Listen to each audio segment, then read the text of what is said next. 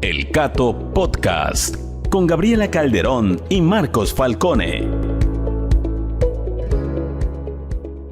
Hola a todos y bienvenidos a una nueva edición del Cato Podcast. Mi nombre es Marcos Falcone, yo soy analista de políticas públicas para América Latina del Instituto Cato, transmitiendo hoy desde Washington. Nos acompaña, como todas las semanas, Gabriela Calderón de Burgos, que es Fellow en Estudios Latinoamericanos del Instituto Cato y nos acompaña hoy desde Guayaquil, Ecuador. Y nos acompaña hoy un invitado muy especial esta semana desde México, que se llama Agustín Caso. Agustín es economista, actualmente profesor de gobernanza corporativa de la Universidad de la Libertad en la Ciudad de México. Anteriormente, auditor especial de desempeño en la Auditoría Superior de la Federación en México, su país, y que cuenta con una larga trayectoria en el Estado mexicano, de la que podemos hablar en esta entrevista.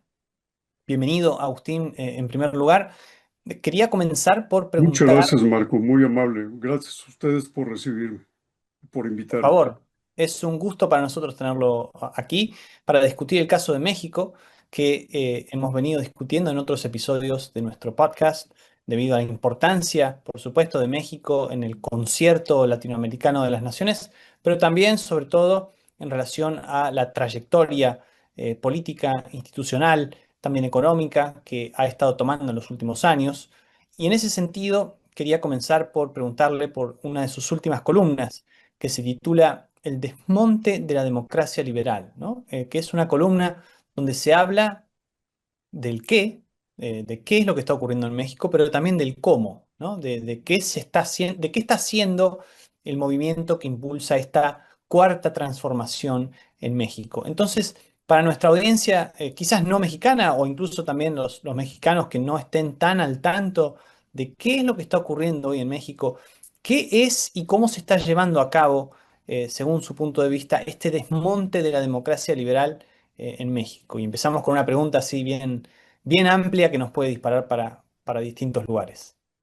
Excelente, muchas gracias. Bueno, pues este es un gran tema que el país está sufriendo. Eh, México había logrado ya insertarse después de muchos esfuerzos en la democracia liberal y eso implicó, como pasa en todas las naciones, que muy diversas generaciones aportaran y abonaran a la construcción de esa democracia liberal.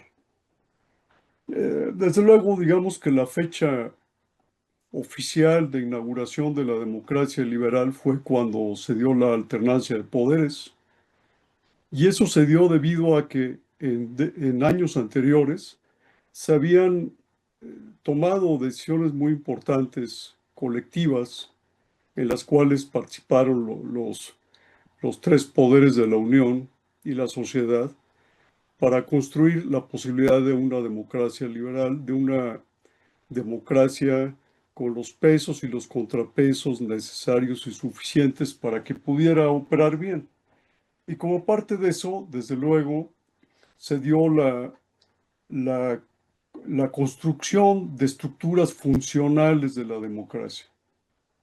Entonces, ese fue un proceso que pues implicó que muy diversas generaciones de mexicanos y mexicanas eh, participaran en esas grandes construcciones, en esa arquitectura por la democracia liberal.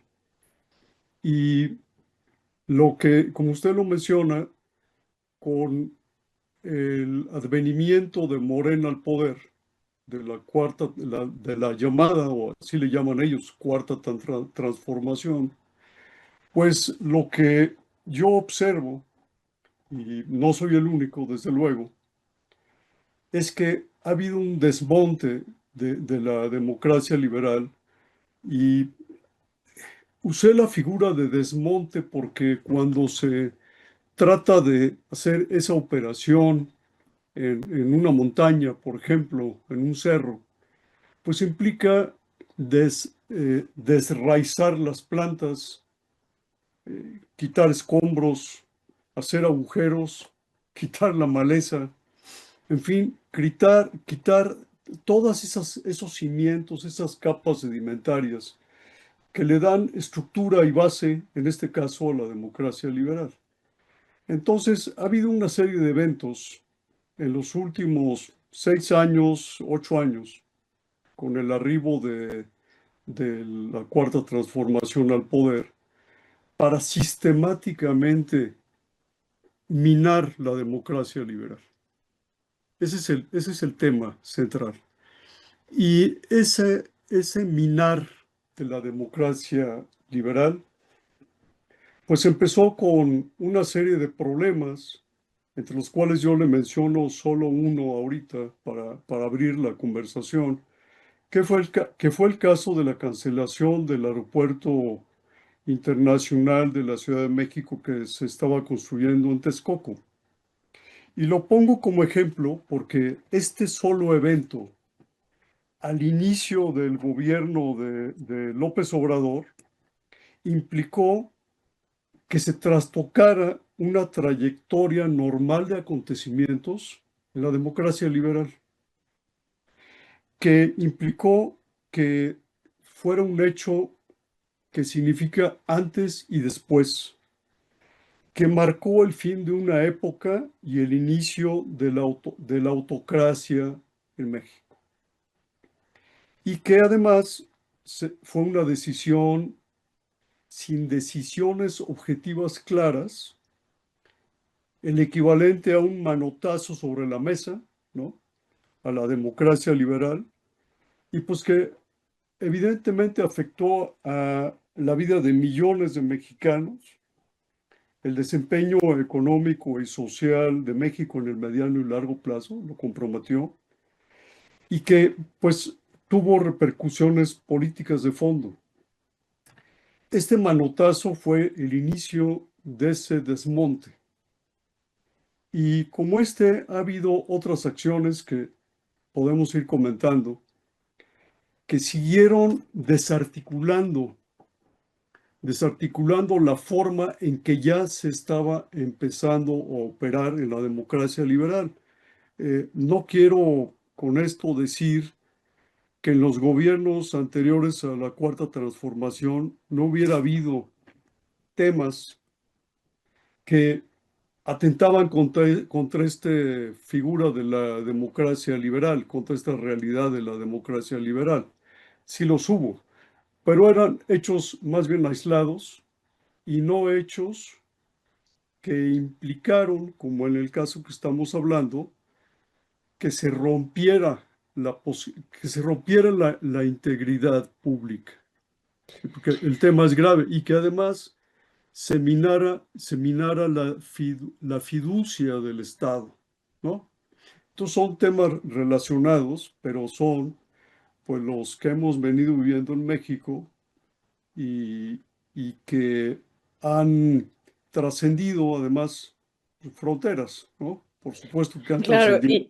y Agustín, el caso del aeropuerto que fue tan sonado en su momento, ya han pasado algunos años, podría sonar para los que no son mexicanos como algo desconectado del tema de la democracia liberal, pero tiene, precisamente como lo estaba explicando, tiene que ver con una alteración profunda, un cambio de rumbo en este sistema de integridad pública. Ahora yo tuve el beneficio de estar en una presentación que hizo en mayo en un evento en México donde le escuché en su charla hablar de la importancia para la democracia liberal de un sistema de integridad pública.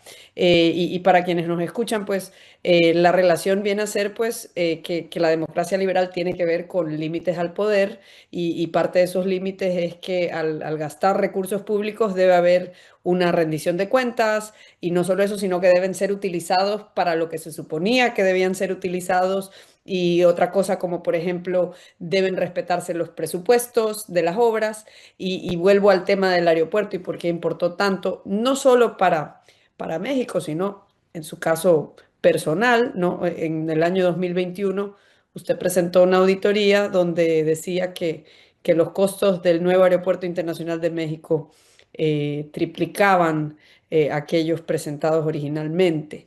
Y quería que nos cuente un poco de su experiencia personal alrededor de este caso, como auditor en ese entonces de la administración, la Auditoría Superior de la Federación. Con mucho gusto, Gabriela. Muy bien explicados los conceptos y la problemática que se enfrentó en aquel entonces. A ver, yo tuve la oportunidad de auditar el nuevo aeropuerto de la Ciudad de México, en Texcoco. Texcoco es un lugar privilegiado para hacer un aeropuerto, de acuerdo a múltiples estudios internacionales que se hicieron. Eh, eh, a ver, encontrar un espacio aéreo en el Valle de México que permitiera la conectividad aérea en 360 grados y que permitiera hacer un gran hub internacional, pues era una gran hazaña, era un proyecto significativo para el país que iba a permitir, según las estimaciones, que el Producto Interno Bruto de la nación creciera un 2 a 3% adicional sobre la trayectoria de crecimiento del Producto Interno Bruto, ¿no? Entonces, yo pude auditar ese proyecto en marcha desde la perspectiva de la auditoría del desempeño, es decir, desde la perspectiva, como lo dice el artículo 134 constitucional, de buscar la eficiencia, la eficacia, la economía, la transparencia y la honradez como elementos que debe observarse en la gestión del gasto público, ya sea en la gestión del gasto corriente o en la gestión del gasto de inversión, ¿no? Entonces, con ese privilegio de poder ver cómo iba el proyecto, pude atestiguar que era un proyecto que tenía gobernanza corporativa, que tenía controles internos, que tenía como acompañamiento a la OSD, llevando el seguimiento desde una visión neutral, internacional, plena, que había una serie de ojos mirando el proyecto, además del gobierno mexicano, porque se habían emitido bonos. Estos bonos, para poder financiar el proyecto, eran bonos que podemos calificar de bonos verdes, es decir, era un proyecto que iba a tener una serie de beneficios ambientales, ecoambientales, y que de esa manera, pues había todos los elementos para poder ganar. El proyecto era complejo porque tenía varias vertientes. La vertiente no solamente aeronáutica, sino una vertiente social, porque el proyecto, por sus dimensiones, iba a afectar el ecosistema que le rodeaba en sus aspectos sociales, ambientales, culturales, financieros y económicos. Entonces era un proyecto integral, muy bien concebido, muy bien estudiado. Yo le puedo decir que el secretario de Hacienda en aquel entonces, cuando inicia el gobierno de López Obrador, don Carlos Ursúa, en testimonios que dio posteriormente, y él era uno de los proponentes que no se cancelara el proyecto, decía que era un proyecto que optimizaba el espacio aéreo, que tenía un esquema financiero sólido, que tenía un proyecto arquitectónico hecho por Norman Foster, premio Pritzker, que era grandioso, y que iba a permitir además atender en la primera etapa, con 3 pistas, de 60 a 70 millones de pasajeros, y en la segunda etapa hasta 120 millones de pasajeros. Esa era la escala del proyecto. Por eso cuando se cancela, causa conmoción en México. La administración anterior, dicho por el presidente, el expresidente anterior de México, por Enrique Peña Nieto, el expresidente no interviene porque era la transición presidencial en abogar porque no se cancelara el proyecto. El proyecto pudo haber causado, de hecho causó una serie de daños brutales al país. Imagínense ustedes que se cancelan bonos internacionales por $6,000 millones, que se cancela la fibra E de 30,000, la fibra E por 30,000 millones de pesos, que era la fibra E más grande de América Latina, que se afectan constructoras, se afecta al sector privado, se afecta a los trabajadores, al empleo que estaba generando el aeropuerto, y se empieza a decir que el aeropuerto era una obra faraónica, pero en realidad el después presidente López Obrador, desde 2015 se había opuesto a ese proyecto. Se privilegiaban otras alternativas como el Aeropuerto Internacional Felipe Ángeles, que se construyó después de afectarse y cancelarse este proyecto en lo que era un aeropuerto militar. Y, entre otras cosas, esta cancelación se dio, eh, eh, sin la preparación necesaria para hacerla, porque la propia Constitución y las propias leyes mexicanas, yo las revisé exhaustivamente, no daban elementos o pistas para llevar a cabo una cancelación de esta envergadura, que además, pues como podemos empezar a imaginar, pues tenía o tuvo repercusiones porque afectó patrimonialmente la hacienda pública del país. Entonces el golpe era un golpe certero de cancelar un aeropuerto. Yo tuve la oportunidad de meterlo en el programa anual de auditorías. Dije, a ver, si se cancela o se está cancelando, bueno, vamos a ver en una auditoría de desempeño cómo se comporta esa cancelación. Y creo que gracias a eso también se hizo transparente la cifra de los 330 mil millones de pesos que se dio Claro a que es el conocer costo no del aeropuerto, sino de la cancelación. de Quería la aclarar eso porque cancelación. lo dije mal en la pregunta, sí. Y ese costo de la cancelación sale de la auditoría a la cuenta pública que hacemos en desempeño. Es decir, eran datos de cuenta pública. A ver, no es una estimación alegre, no es una estimación wishful thinking, no. Surge de la información que el propio Grupo Aeroportuario Mexicano reportó en la cuenta pública, ¿no? Entonces, cuando se da a conocer esta cifra de los 330 mil millones de pesos, eh, ahorita explico por qué llegamos a esa cifra o cómo llegamos. Bueno, el caso es que no solamente se tomaba la anualidad de la inversión, ¿no? Que es lo que hacen las auditorías financieras, desde el punto de vista contable financiero, sino que en desempeño mirábamos cuál era el costo de oportunidad perdido por la cancelación del aeropuerto.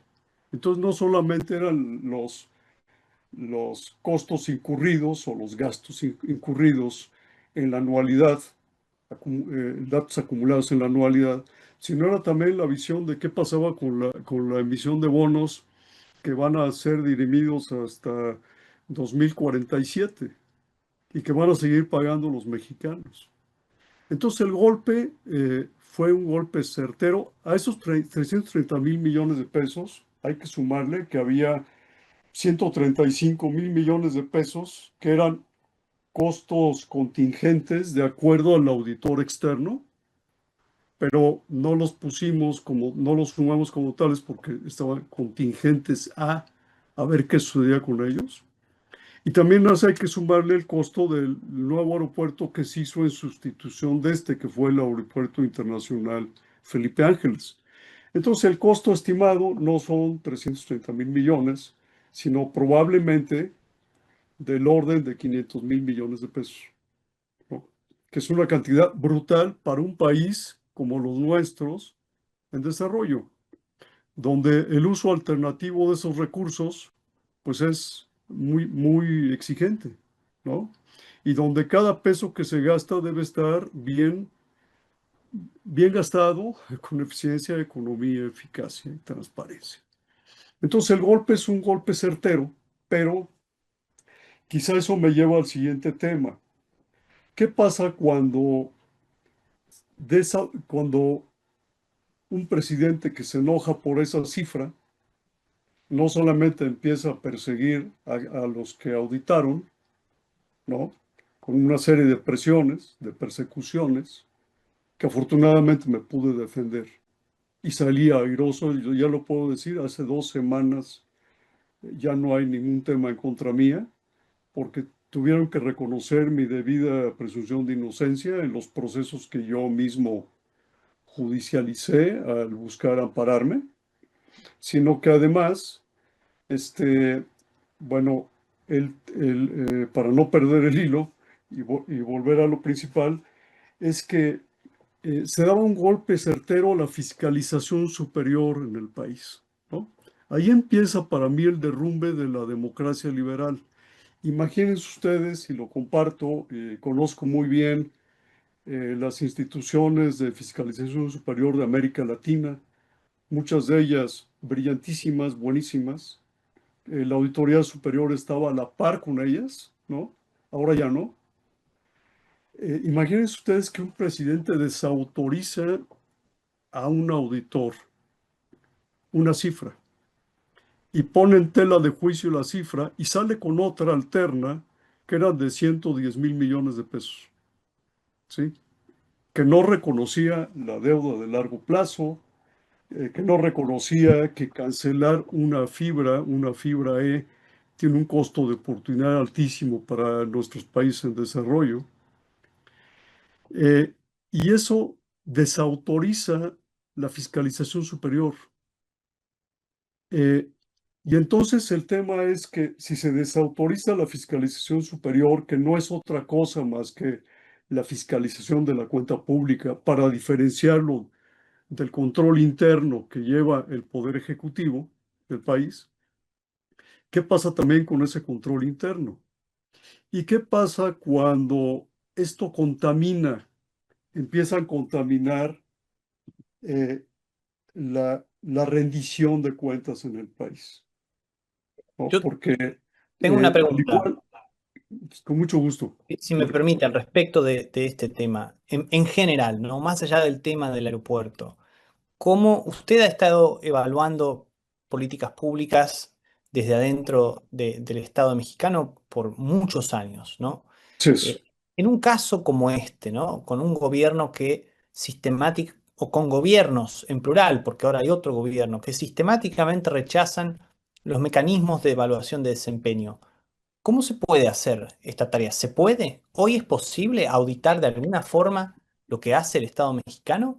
¿O ahí ya hay una claudicación, digamos, total?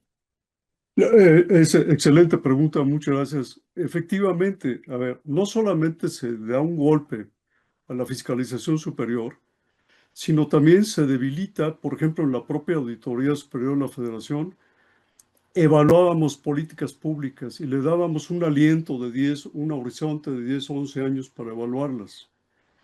A raíz de este problema, se desmantela desde la fiscalización superior la evaluación de políticas públicas, pero también se empieza a confundir, se empieza a confundir el control interno con el control externo.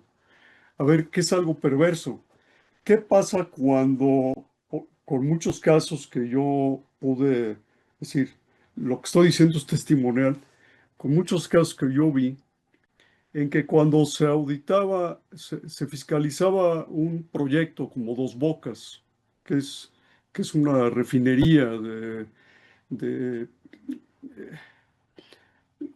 enormes dimensiones en Tabasco, que se terminó tarde y mal, con brutales sobrecostos y con muchas deficiencias.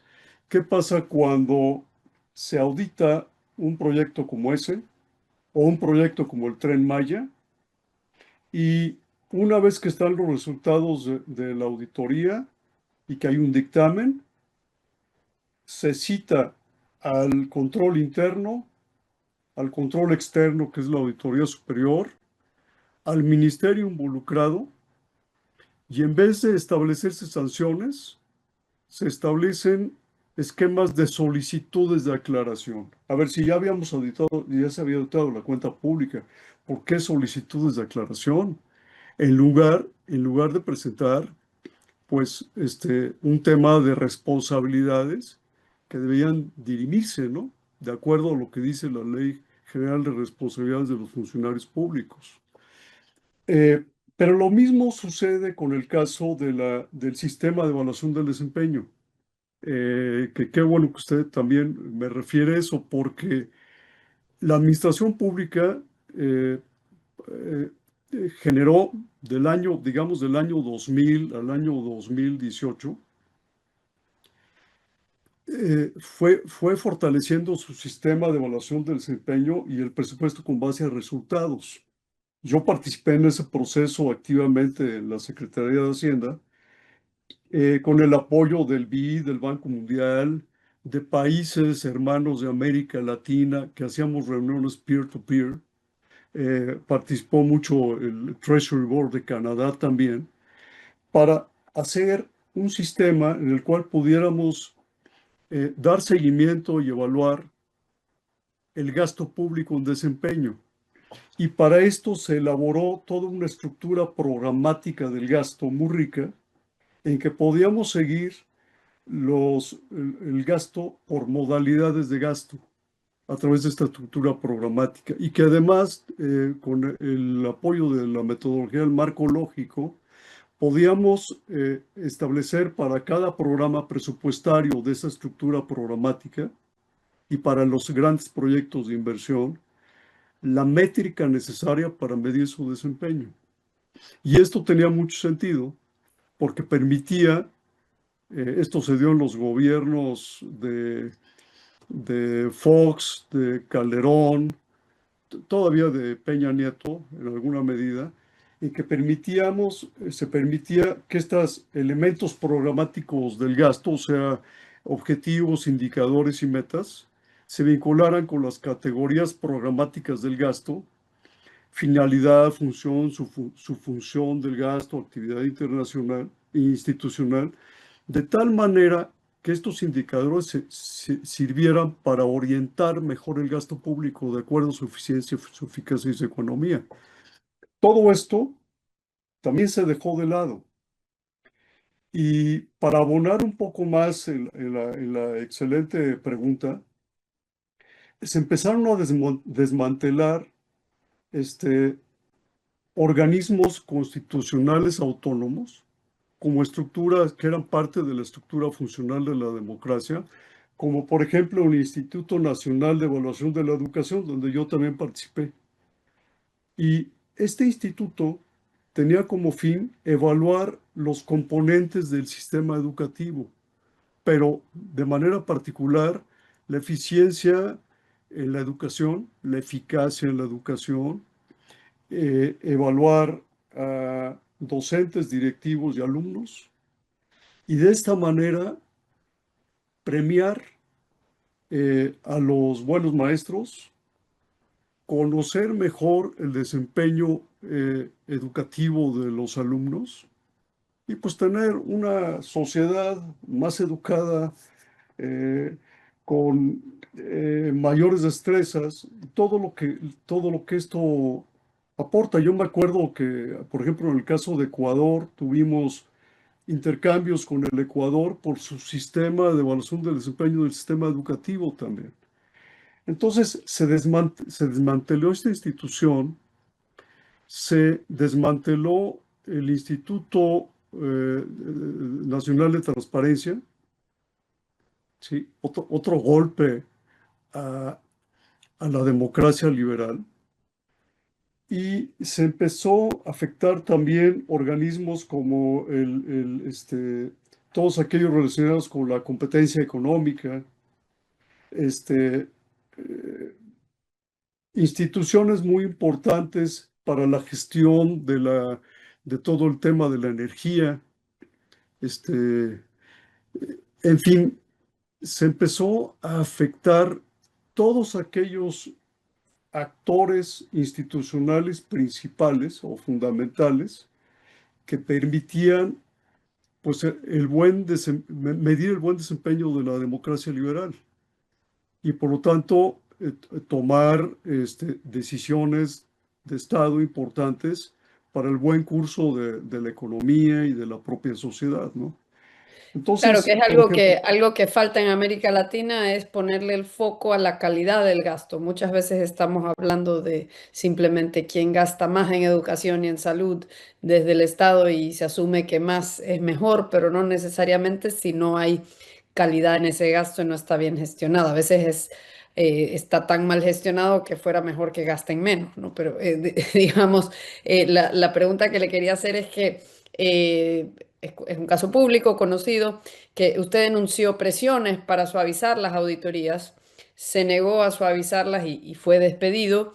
Y bueno, lo que se ha denunciado en los medios es que ha habido en estas instituciones que usted menciona autocensura, porque evidentemente, como su caso lo ilustra, hay graves consecuencias profesionales, personales, de hacerlo, es decir, de hacer su trabajo, porque lo que es la auditoría y todas estas instituciones son una especie de guardianes del gasto de los recursos públicos. Y bueno, pues esto es lo que procede en estas ocupaciones. Yo estaba viendo un artículo en prensa mexicana que dice que entre 2018 y me parece que 2023 es la cifra, se cancelaron 200 auditorías, sí, 2018 y 2023, incluyendo revisiones ya aprobadas a proyectos como el famoso Tren Maya, la refinería Dos Bocas y el AIFA. La pregunta es, ¿quién toma formalmente esa decisión y digamos cómo se explica eso ante el público? Porque pareciera pues que no, ¿cómo se vende el hecho de hacer eso, el acto de que sistemáticamente se cancelen auditorías de proyectos tan importantes? bueno, aquí, Gabriela, gracias. Muy interesante la pregunta y tiene respuestas complejas, desde luego.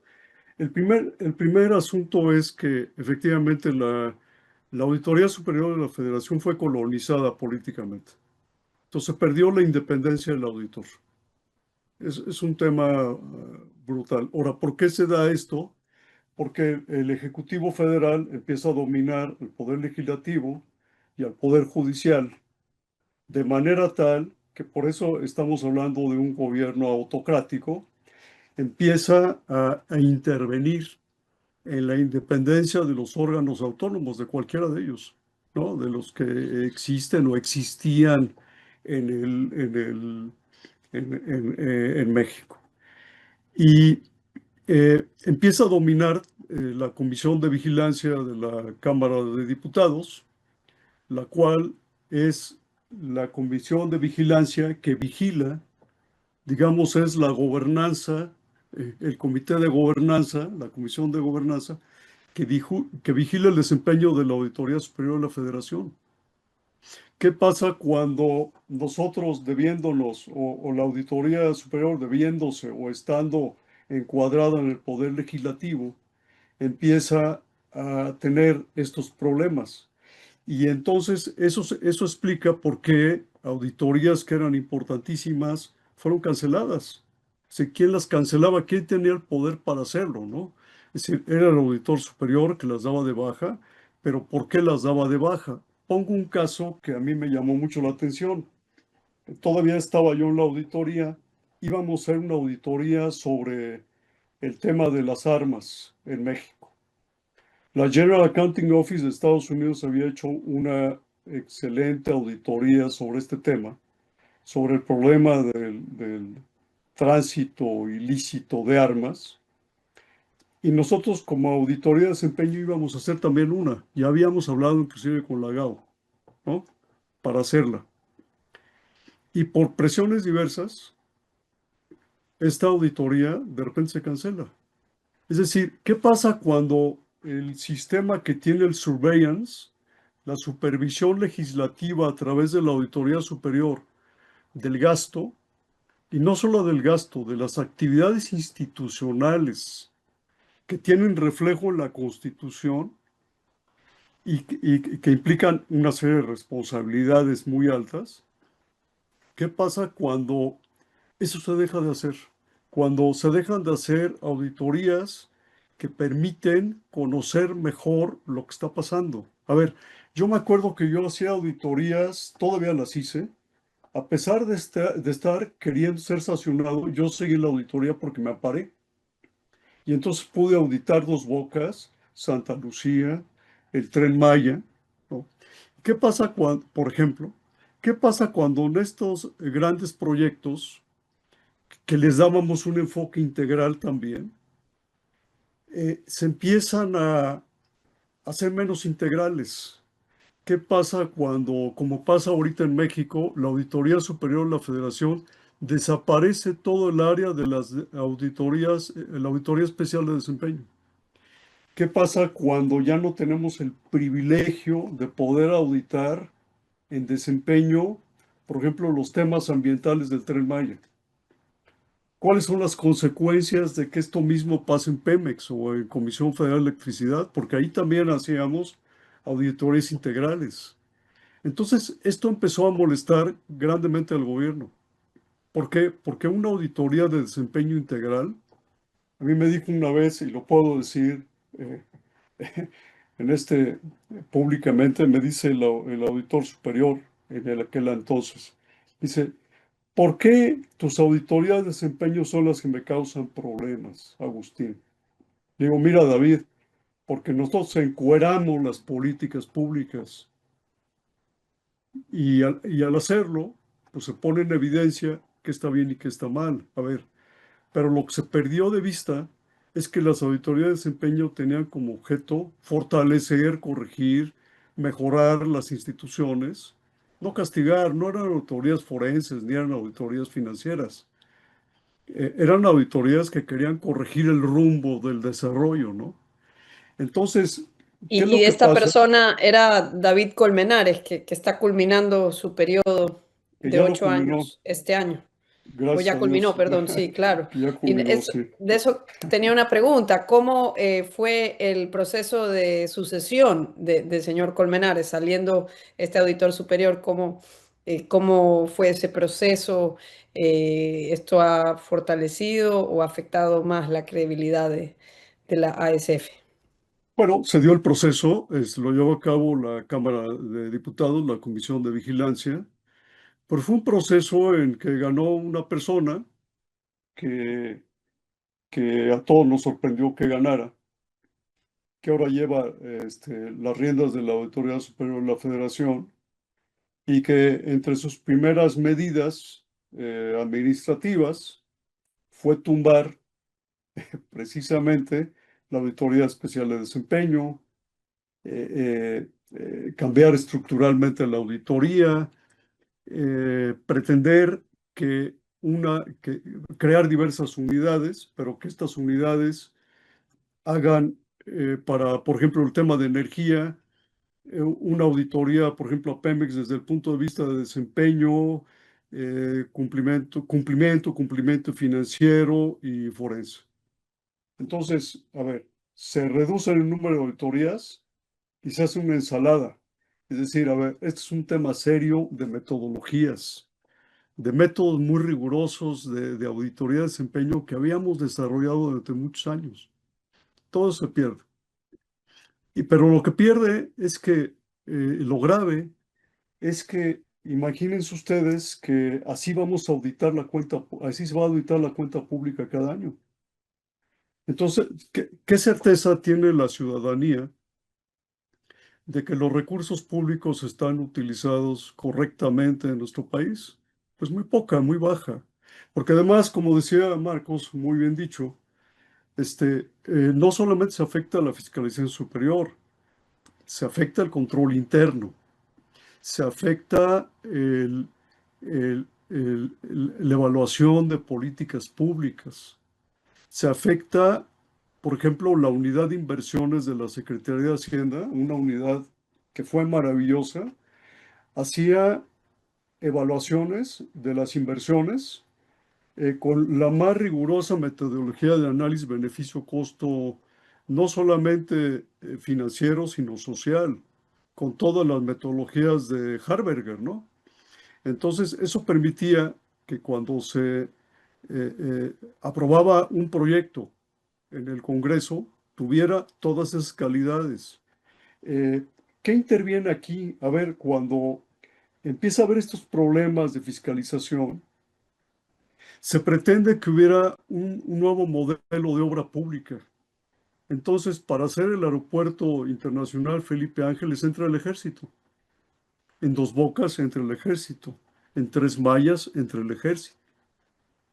Entonces, se genera además cambios a la Ley de Seguridad Nacional para que toda la información que se generara en estas auditorías, si hay una información pública, hay un reporte público, pero hay información que queda blindada o que queda resguardada como un tema de seguridad nacional.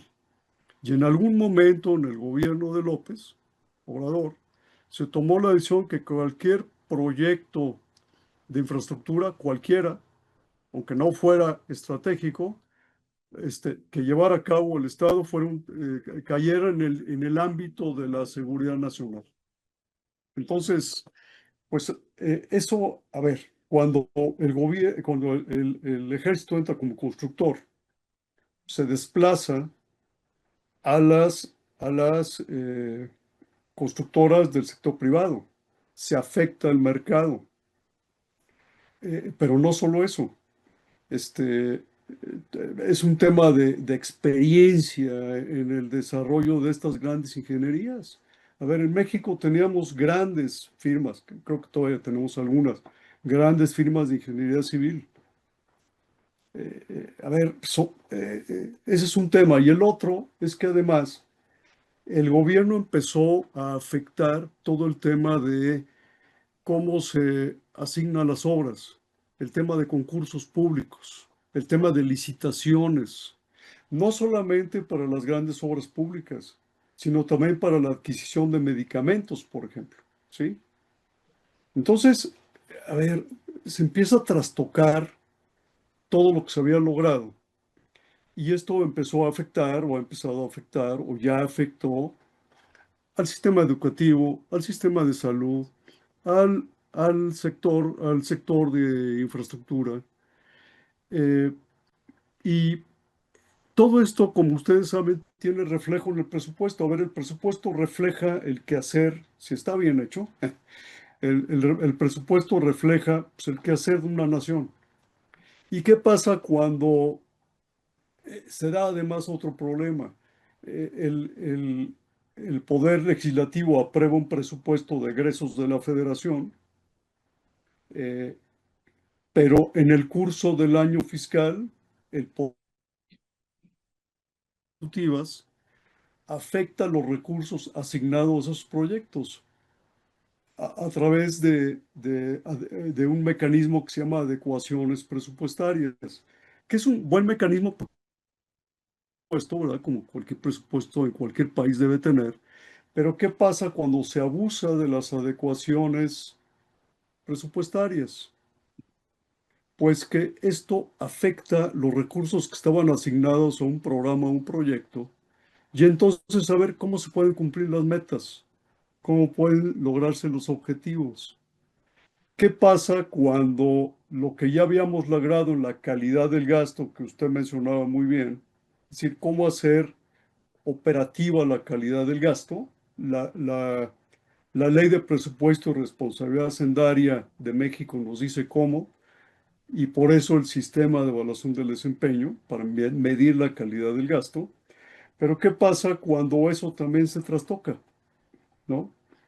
Entonces, ¿cómo medir la calidad del gasto de programas presupuestarios que de repente, por adecuaciones presupuestarias, esos recursos ya no los pueden utilizar porque se reasignan? Y aquí vamos al otro tema, Marco y Gabriela, que también es importantísimo. ¿Qué pasa cuando en México había un ramo ya ve que es el ramo 1, 2, 3, 4, 5 de la Hacienda Pública, Educación, Salud. Había un ramo 23, que por cierto su creación se debe al expresidente Zedillo, que era muy metido, era muy bueno para hacer, cuando todavía no era presidente, análisis programáticos presupuestarios. Entonces, ¿qué pasa cuando un ramo 23 desaparece? Y ahorita les digo la importancia del ramo 23. Cuando había un proyecto que subejercía el gasto o un programa, esos recursos, y eso no tenía remedio, esos recursos se reasignaban, pero se depositaban en el ramo 23. Ahí eran identificables. Es decir, había transparencia presupuestaria y había trazabilidad del gasto. Y después se reasignaban con un orden de prelación, primero a la infraestructura, después a programas sociales. Al desaparecerse el ramo 23, estos recursos en el gobierno de López Obrador, y ahora también, pues van a la tesorería de la Federación y ahí se pierde la trazabilidad del gasto. Entonces, es otro elemento, además de la evaluación, la parte de la arquitectura programática presupuestaria, cómo se empezó a afectar. Empezando por un tema que inclusive Carlos Ursúa, que en paz descanse, que fue el secretario de Hacienda, que le renunció a López Obrador. Carlos Ursúa, al principio del gobierno de López Obrador, prepara el Plan Nacional de Desarrollo de acuerdo a lo que la ley de planeación indica y obliga a hacer. Y este Plan Nacional de Desarrollo con métricas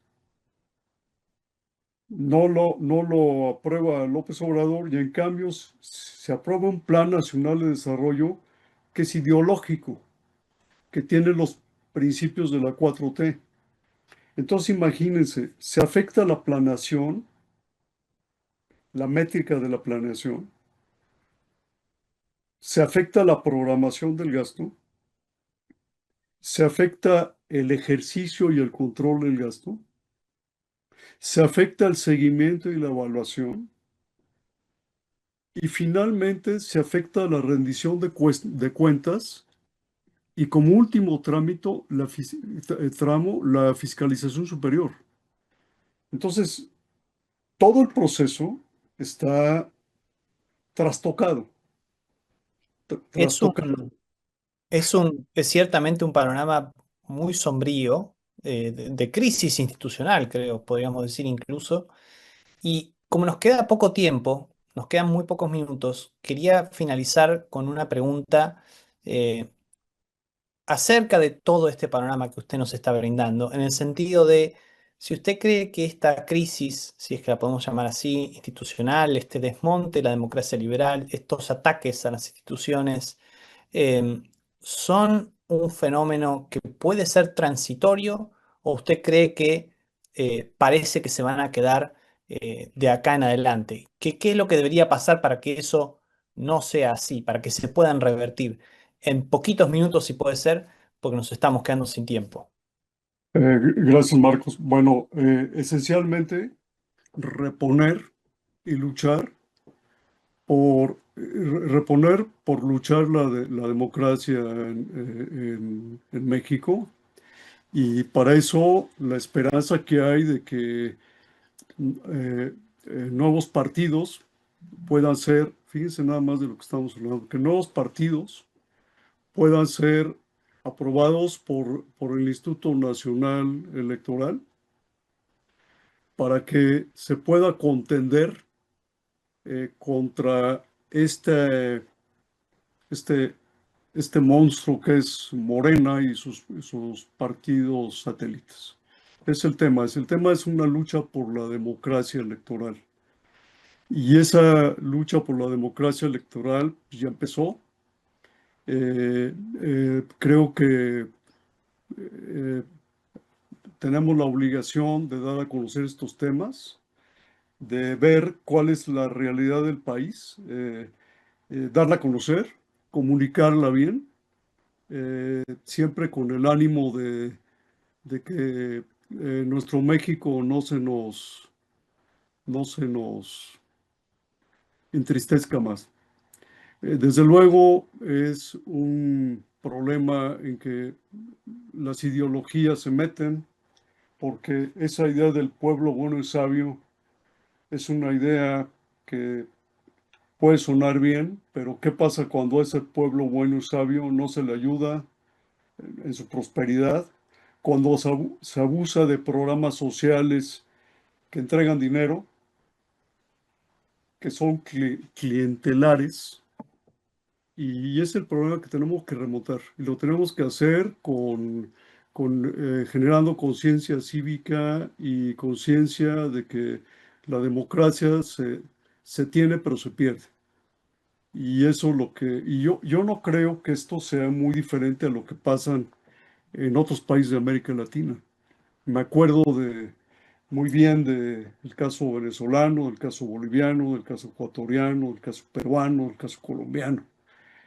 Es un tema que trasciende fronteras, pero que las personas que pensamos que la democracia liberal es el camino que hay que seguir y convencer por qué es el camino que puede tener el mayor bienestar para la mayoría, ¿no?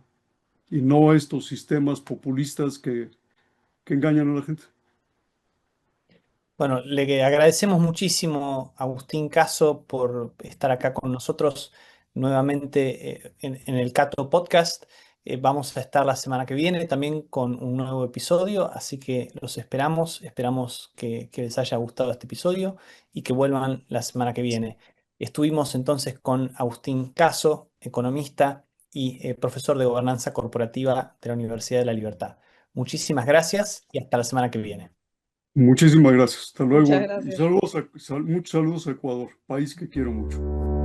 El Cato Podcast con Gabriela Calderón y Marcos Falcone.